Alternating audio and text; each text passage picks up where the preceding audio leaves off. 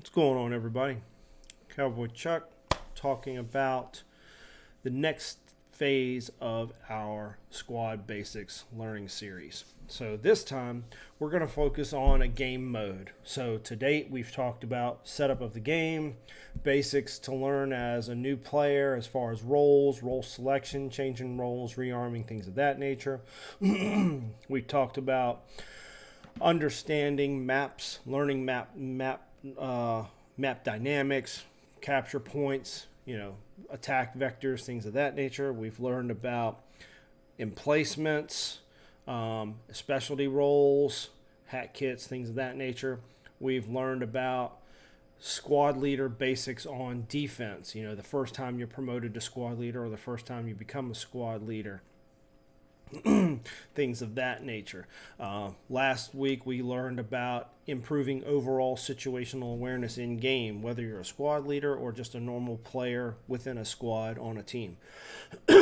So this week we're actually going to focus on a specific map mode or game mode in squad that some players, especially with the recent influx of new players and the recent Steam sale and release of the Australian faction update in Squad, there's a huge influx of players to the game that may not understand the concept of invasion.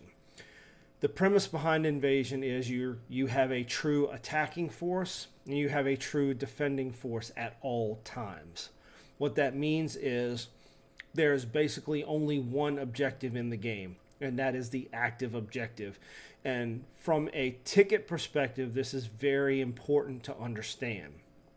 You as an attacker have very few tickets, so you're already put at a huge disadvantage. So most of these times when you watch an invasion layer or you play an invasion layer, the initial push by the attacking team is going to define how that match goes. So you as a defender, and that's what we'll be focusing on this time, is from a defense perspective.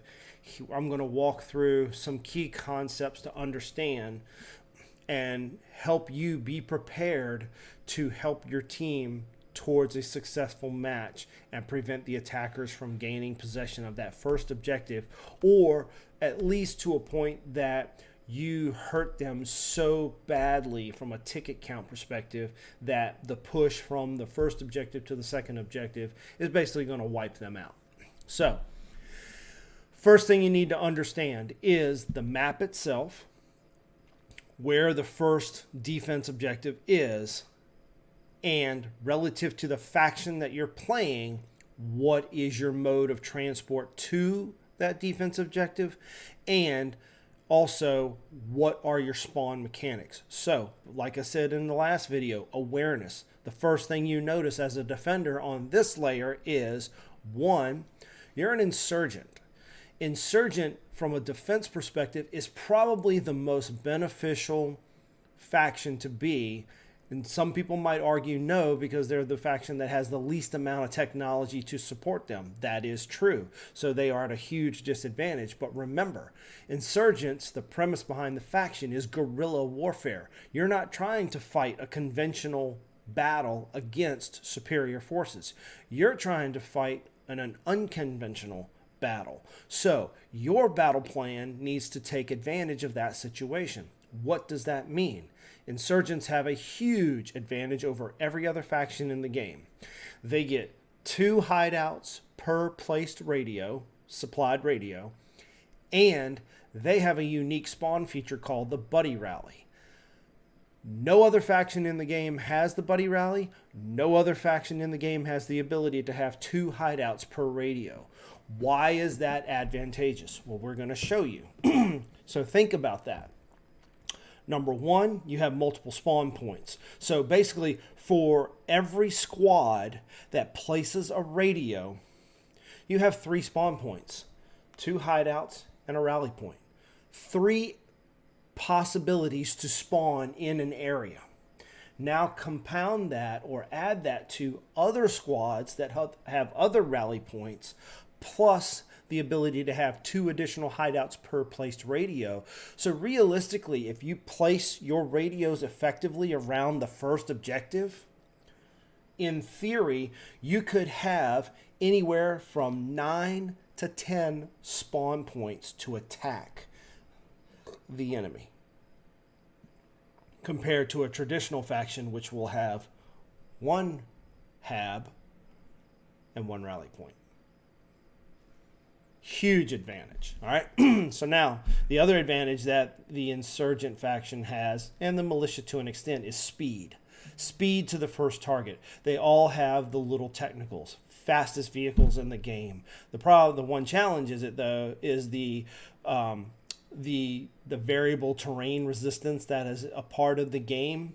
If you just get slightly loosey-goosey / pulling Travis Pastrana type of drifting mode, you're going to spin out and go all over the place.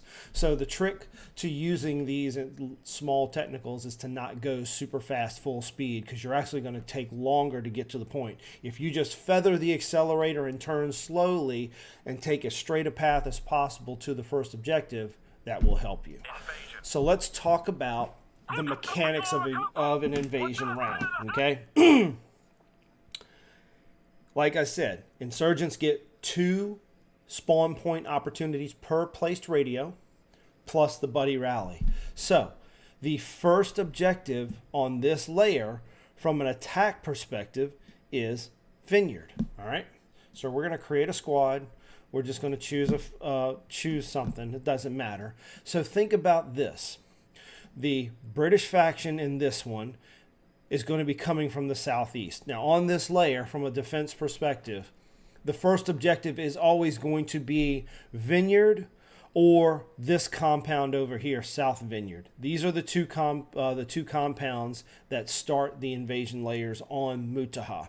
Okay, the fastest way to get here from an insurgent perspective is using the main highway, shooting down and shooting straight across, or going all the way across the map and coming straight down the main road here. That's the fastest way to get there, because anywhere else through the center of the map, you're dealing with terrain resistance. All right.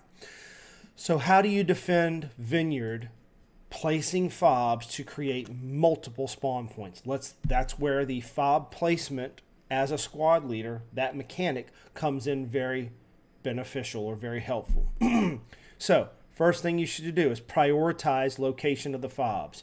Okay, remember, 2 spawn points within the fob radius. So start playing around with placement of the radio. Okay, if we place the radio here, you can see that gives us 2 spawns in this radius, but it excludes this radius here. Okay, well, maybe that's not a good idea.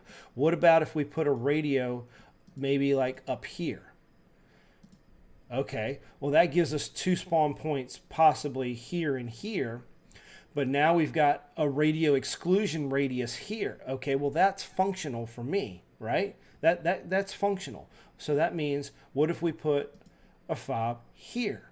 Now we've got 2 spawn points here. So you got 2 here and 2 here, but you can see this area right here is completely excluded. So maybe it's not the best one. Maybe we push the radio up to here. Now, okay, now we've got something that's near the objective, something that's nearby the objective. Oh, wait a second. Let's put another fob here. Now you can see, okay, I've got 3 spawn point areas, so that gives me 6 spawns. So you could put one here. You could put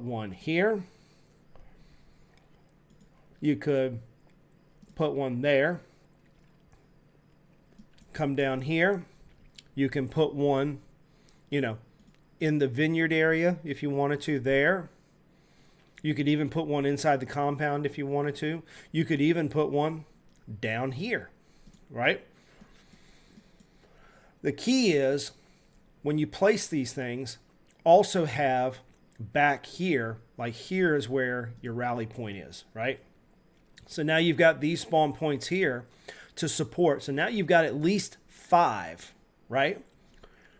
If somebody else puts their buddy rally off of yours, then that's going to give additional spawns for their squad. But again, you see the point here is defense in layers, right? You're coming at the enemy from multiple attack points, right? So now you can attack the enemy here. You can attack the enemy here. You can attack the enemy here, right? You can see how you've got multiple avenues to attack and different spawn points to push out. So you're covering, a huge section. So like this fob creation right here, now you put, maybe you push one up into this compound here, and you push one over here to this compound here, okay? Now you can cover any type of advance here and here. So you see what I mean? There's different avenues where you can attack from. That's the key, defense in layers. Now, by placing these radios staggered off of the objective, but still putting the spawn point close enough to the objective, it gives the ability for your team to spawn. And if they do die or get stopped, they have the ability to get back to the point. Most people make the mistake of this right here. Let me clear off all this mess, and I'm going to show you the big mistake that most servers make. And you will see this on the server I play on, which is the Playground. You'll see it on the squad ops servers. You'll see it on every server, because everybody that takes on the first squad is going to want to do the same thing. They're going to want to put a fob right here. Well, look what that does. It effectively blocks the entire area around the vineyard complex, right? And they're going to do this, and most of the time, you're only going to get one spawn point. They're going to put the spawn right here up front. Big mistake. Your spawns, if you're going to put the radio in that radius, then you need to set your spawn points further back, right? You've got to set spawns back here in the back area, not forward. By putting your spawn points up forward like that, they're going to get overrun too quickly. So if you're one of those people that is dead set on putting the radio in the first objective, put it on the back side of your radius, right? So don't let the radio get overrun. So even though that's the radius you created, you can still put the radio back here. So that still gives you the same functional radius that you had before, right? Push the hideouts up a little bit, but not all the way to the front of the point, because once the enemy gets position right here on this front line, any spawn point you have right there is overrun. So now you're down to one team spawn and potentially your rally point. So that's what I'm talking about as far as understanding the mechanics of invasion. Placing your spawn points correctly will help you have a greater chance of success. All right. Now, here's the other big thing to understand. When you first spawn in on an invasion round, you're going to get on certain maps an intermediate spawn and the main spawn. The intermediate spawn is typically not going to have high value assets. You'll have a couple motorcycles, a small technical, maybe one Logi truck. This is critical for if you get a forward spawn with a Logi truck, logistics truck. Change the logistics loadout if you have the capability. If it's a forward spawn, more than likely you're not going to get that option. It's going to be split 50-50. If you spawn at an area like main base, I'll show you what you do. The first thing you want to do is prioritize small vehicles. Claim the vehicle, right? As a squad leader, you have to know, as an insurgent, the hideout cost and the ammo crate cost. You need to know that information by heart. For insurgent and militia, the costs are 100 construction points for the hideout, 100 construction points for ammo. So, ammo is king for invasion. You've got to have the ability to resupply your hats, your machine gunners, any potential bandages for people being medic, right? So the first thing you do before leaving main at the start of the round, because remember, invasion, the defenders can spawn and go forward immediately. The attackers have to wait for the start of the round. So you get 3 minutes to get to the first objective. You won't be able to build anything. You can place things, but they can't be built yet. But you get a head start. Some would deem that unfair, whatever. It's the mechanics of the game. First thing you do, change your loadout. I changed my loadout to 400 and 1,000. And the reason I do 400 and 1,000 is because for every hideout I place 1 ammo crate, right, for invasion. If I was any other faction, like militia, I would change that loadout to 300 build, the rest ammo. And here's the reason why. Militia and every other faction other than insurgent get 1 hideout / hab. For all other factions, hab cost is 500 construction points. Militia is 100, the same as insurgent. So change your loadout to 100 build for a hideout and 200 extra build for 2 ammo crates. If you want to do 300 and keep it the same, 1,000 ammo, 400 build, that's fine. Because what you want to do is create your hideout spawn with an ammo crate next to it, but you want to push ammo crates forward to the edge of that fob radius so that people don't have to run all the way back to the hideout. By forcing people to run back to the hideout, you're giving away the spawn location. Because if the enemy is savvy enough and they're watching what you're doing, they'll see groups of 3 and 4 people running back to a certain area, and they'll know where your fob is.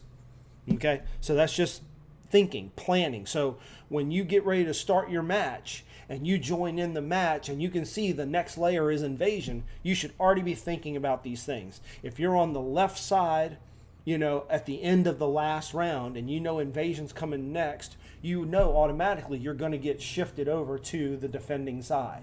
So right away, okay, as a defender on this map, what am I going to be? Am I going to be insurgent, militia, or another modern faction? Because there are some maps like Narva is one of them. Let's see, there's another invasion layer. I think one Gorodok layer. Yeah, there's Gorodok layer that has Russia as a defender. Then also as a Narva layer, you've got Russia attacking the U.S. And then there is a layer on Anvil where the insurgents are the attackers and the Russians are the defenders. So you need to know your hab costs and ammo crate costs for your factions. All other non-insurgent factions, non-irregular factions, hab cost is 500, ammo crate is still 600. So my initial loadout for the other factions would be minimum 700 build, possibly 800 if I wanted to get multiple ammo crates up, and then the rest ammo. Again, for every faction for invasion, ammo is king. You've got to have ammo. You've got to be consistently running ammunition. So know your supply lines.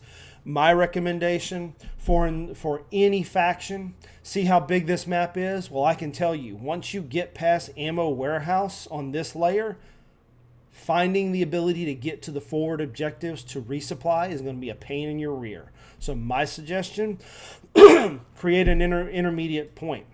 Just somewhere out here in the middle, like right here. Go up here and create a fob. You literally just drop a radio in the middle of nowhere, and then when you drive into this particular area, right, you get to this point right there, you can unload supplies to here. Now the people that are defending can just take supplies from here to here.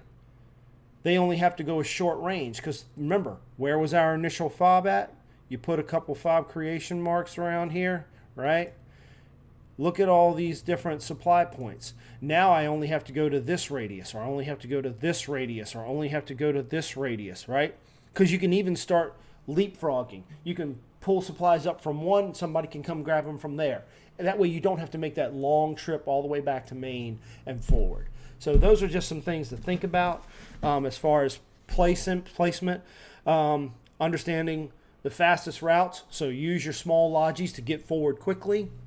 Use the big lodges to run either straight ammo to drop off for the supply, or use your big logie and change the big logie, which is this one right here. Hang on. It's this one right here right beside me. That one right there. That holds 3,000. So my initial loadout, if I was using that one, I would change my initial loadout to 900, maybe 1,200. That way I could get 3 radios and 6 ammo crates down. That would give me 900 construction points, right? And then, or I could do double hideout, double radio if I was insurgent, which I am on this one. It would be 1,200, and the rest would be ammo, 1,800. And then I could go place 3 additional back fobs. So again, defense and layers.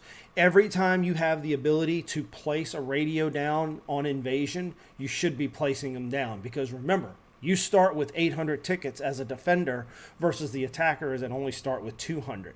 So you can afford to lose a radio or 2. It's 10 tickets.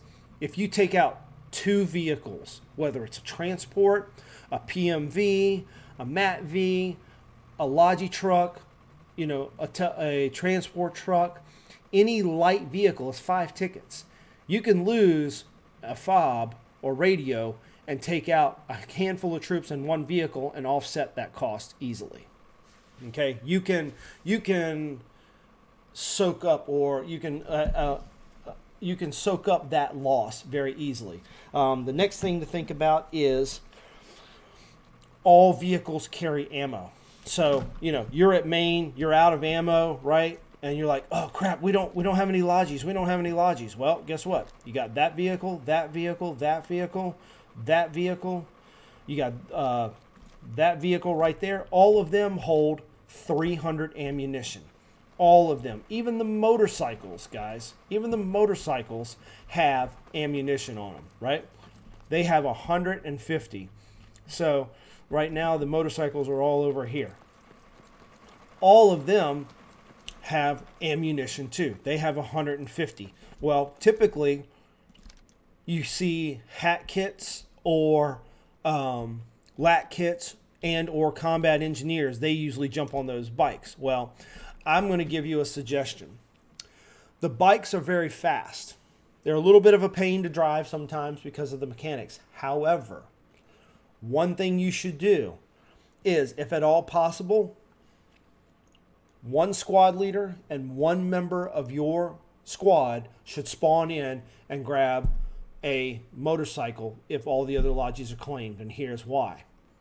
You can use a buddy rally approach, right? But you can't rely upon another squad leader to place that rally point, number 1.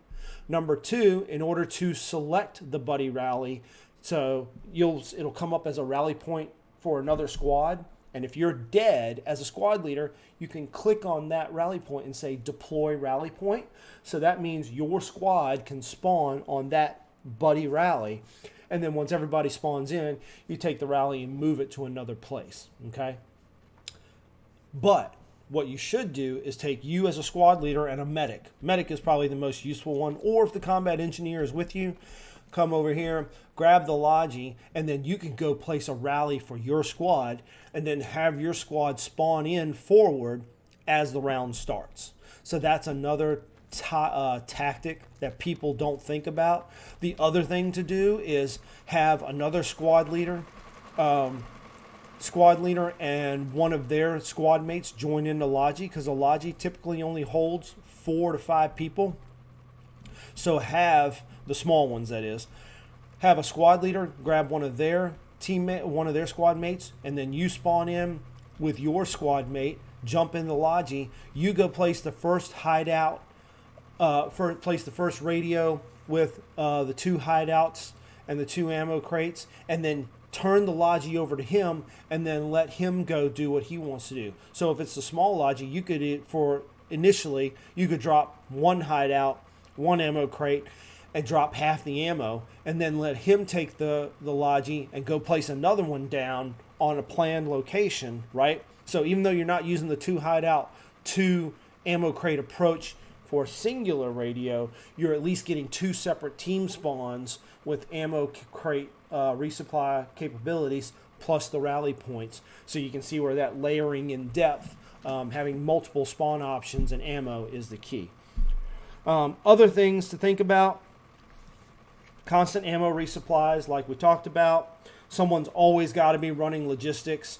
If you see the radio is getting below like 500 ammo, you need to be on the way back, because it's going to take you time to get it and come forward. Even if you're just running, 30 seconds down the road, grabbing points from another FOB and pulling it forward, just keep leapfrogging those points, pulling them forward, pulling them forward. Someone always needs to be running logistics. On invasion layers, when I play, if I don't have a good role to play, like a hat kid or something like that, and I'm not squad leader, I'll just constantly run ammo because it's always needed. If your vehicles become disabled, if at all possible, get them within a fob radius of an FOB and drop off the ammo. It's only 300 points for non-logistics vehicles, but ammo is ammo. If it's too far beyond and you're all the way forward deployed and they've destroyed the logi to the point that it's starting to spark and, like the engine sparking, it's not burning, but smoke is coming out of the vehicle and all the tires are blown, you're better, by the time you sit there, fix and repair the vehicle, and then drive it all the way back to main, sit at main, get it repaired, reload it, and then come all the way forward. It would have been faster just to blow the vehicle up, let it respawn, and then go grab it the next time you die. It's going to be faster. Logistics vehicles respawn in 2 or 2.5 minutes, I think, something like that. So it's just faster to do that on larger maps. On smaller maps, you can make a justification, benefit, cost, weight, benefit. Are you in a pressure point where if you try to retrieve that vehicle, you're likely to die? So then you die and the vehicle's still sitting there. It's better off just ask your lat kit, shoot the thing, blow it up, or if you've got a vehicle, an armored vehicle of some form, whether it's a machine gun techie, tank, BMP, whatever, blow it up and just let it respawn. Always, and this is a point of contention with multiple players, in my opinion, never ever leave an enemy vehicle alive. I don't care. Even if my squad leader tells me don't blow it up, I'm blowing it up. And here's why. For the attackers, tickets are their lifeblood. 5 tickets can end a match. I've destroyed multiple vehicles before and won the match because of destroying a vehicle. Okay? Number 2, every vehicle in the game carries ammunition. Even tanks, even though tanks have only been reduced to 50 to avoid them being a mobile, basically indestructible type of ammo supply point, their ammo supply or ammo store or cache is only 50 now. Well, guess what? That 50 ammunition points is still enough for a squad leader to rearm and be able to deploy a rally for his squad. Granted, it's not a buddy rally because buddy rallies only work for the insurgent faction, but still, 5 tickets on all small vehicles, light armor like a IFV, like a Bradley, Stryker, BMP, BTR, those are 10 tickets. And oh, by the way, the tank is 15 tickets.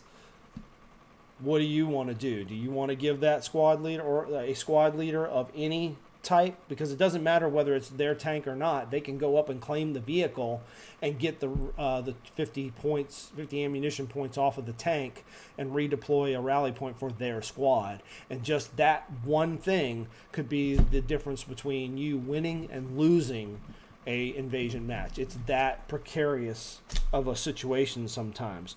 Let's see. Attackers only start with 200 tickets. Defense. Here's the other thing, defensively.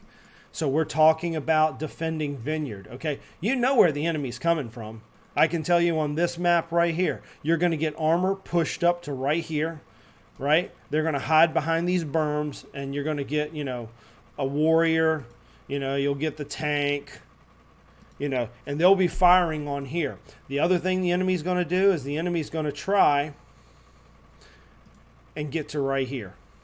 They're going to try to get right there, and they're going to try and put a fob there on the north so that they can push in here. They're also going to try and get to like over here or over here, and they're going to be coming from this way. So they're going to have vehicle support putting pressure from range. So the point is, from a defense perspective, if you're sitting inside of that vineyard capture point, you're setting yourself up for failure, because remember, within 15 minutes of the round start, they have access to commander assets. In other words, an airstrike of some form. Even if they don't take out your hab or your hideout spawn point, and they strafe right through the middle of the compound, it's a chance to soften the defensive posture in a manner that allows that attacking force to gain a foothold inside of the objective. So you need to get layers of security, almost like an onion has multiple layers to it, right? Or an avocado has how it has all those different, or excuse me, like an artichoke that has all those different layers to it. That's the way you need to be thinking about defense when you are the defenders. And then the last thing is always, I can't emphasize this enough, logistics. Every time you run a Logi truck for supplies, grab a couple hundred build. Because you know what? A couple hundred build for the defending factions can be extra barriers, like barrels. They've now introduced the burning tires, maximum of 2 per map. But that can be a very effective deterrent and force the enemy to reroute, around a certain area. Leverage your combat engineers. Have them place mines, outside of the defense objective. Have them put them up along the main roads and even this far southern road. They're going to try and do a deep flank and hook around, mine everywhere outside of like 300 to 400 meters of the defense objective. Stop them from even getting into the point. So hopefully you found that informative. Know your factions. Know your cost for construction. Know your vehicles on what you have at the round start versus later. Try to get rally points as an insurgent faction. Try to get rally points close to the objective, but not to the point where they can get overrun. You leverage them as buddy rally points when your squad leader dies. Constantly running logistics, defense in depth. Know the fastest routes or the easiest way to resupply by staging fobs and use them as resupply points. And then always destroy every vehicle in game, both your vehicle and their vehicles, if they are disabled in any way, shape, or fashion. From your perspective, it's faster to get it to respawn and then claim it back at main versus the time it takes to get to repair it and then get it all the way back to main. And then from an enemy's perspective, it's always an ammunition resupply point for a squad leader to potentially put down a rally point. Or even worse, you disabled a Logi where they placed 1 fob, but they still have enough points left over for a second fob. And even though you may have destroyed their first one, if that vehicle is still sitting there and it hasn't blown up yet, they can still place another one in the very same area that you just neutralized. So, hopefully you found that interesting. My name's Cowboy Chuck. I'm on Twitch Monday, Wednesday, Friday, Saturday typically, unless I've got some family stuff going on. Usually start around the 9:30 Eastern Standard Time in the evening, so 9:30 p.m. Usually stream anywhere from 4 to 6 hours. Hopefully you'll come see me and join me. Hopefully you've enjoyed this. Next time we'll look at invasion from the attacker's perspective and we'll pick a different map. So hopefully you enjoyed this. We'll see you next time. Peace.